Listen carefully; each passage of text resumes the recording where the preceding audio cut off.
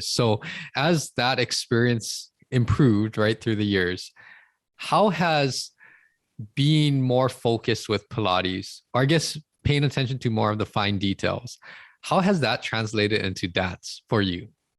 Oh, it's been huge. I actually don't, I kind of, after I had my daughter, I didn't do ballet so much. I was not really feeling like doing ballet. Like I kind of felt like I didn't know what direction I was going in with dance, but I felt like something was shifting.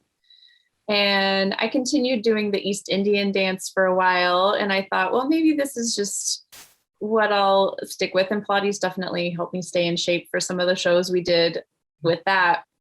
But then I started taking aerial silk classes Okay. and I fell in love with that. And now that's mainly what I do now is aerial silks, the silk fabrics. And Pilates has done worlds. I mean, that's one of the hardest things I've ever done. And if I wasn't a Pilates instructor, I don't think I would have picked it up quite as quickly.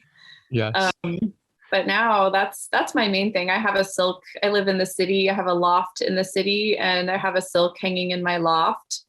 And so I practice on that, and I go to class, and that's one of the hardest things I've ever learned in Pilates. Yes. I give all my credit to that for training me to be strong. Yes, that is impressive. So I'm not too versed in that, but it is you're suspended, right? And you're doing different types of movements and spins or whatever, whatever things that it entails.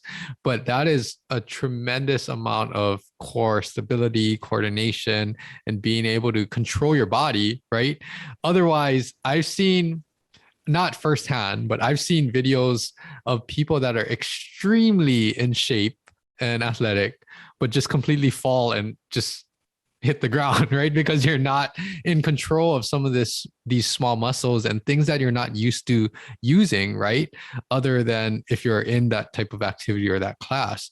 Do you have anything else to share about that? How long have you been doing the aerial silk? And what was that learning curve like? Yeah, well, let's see. I started doing it seriously, I guess about 2 years ago, Okay. maybe a year and a half ago. I started doing it. I had just, my schedule changed. And so I wasn't able to do the East Indian dance anymore because my schedule changed. But I was like, well, I could go to this aerial silk class because I was like, I got to do something.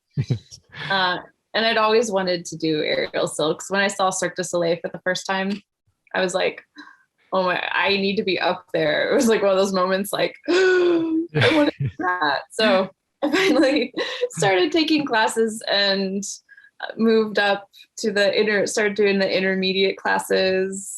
And I don't know. I mean, I'm still learning. I'm not Cirque du Soleil level or anything like that. I'm still it's a constant learning, but I Mhm. just love doing it. And it's Mhm. a really fun way to express.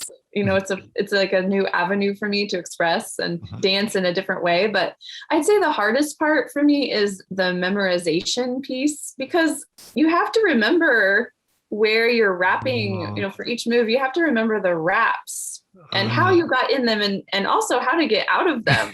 yes. And if you forget, then you're just stuck up there like, wait, where does this go? And, I mean, that's the hardest piece. But then also, there are just moves that are incredibly challenging where, like, you just have to drill. There were some moves that I learned. I mean, still, it'll happen where it's like, wow, I don't know if I'm ever gonna get this. And it might take 3 classes and then all of a sudden it'll click and I'll be like, Mm. oh, okay, I can do that. Okay, Yes.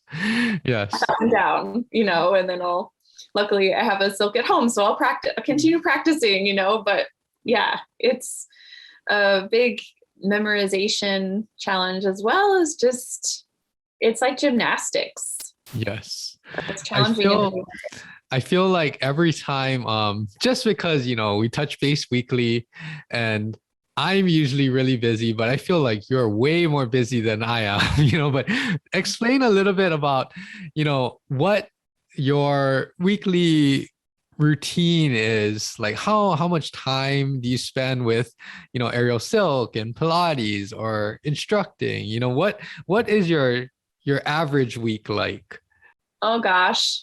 Yeah, well, I'm a single mom, so I have my little girl, my Yes. 4-year-old, and she goes to school, and I also use I didn't even get into this, but I have an alterations business on the Oh, side. So I have my Pilates job. okay. I teach about 20 Pilates classes a week, Wow. plus some privates here and there. Mhm. And I also do alterations for leather. Okay. That's another story. My mom was a biker, so she got me. There's just a niche market here Oh, okay. for bikers who need alterations. Yes. So I do that, use my Mhm. fashion degree. So I have those two things going on, and then on the nights, where I'm free, then I'll go to Aerial Silk's class, and I'm about to start teaching some classes at a pole studio, some fitness, some Okay. like fun fitnessy dance classes. Got it. So I haven't started that yet, but I'm about to. So I don't Yeah. know. I'm just all over the place, really. No, but that's good to keep yourself busy and doing all of these things that you love doing.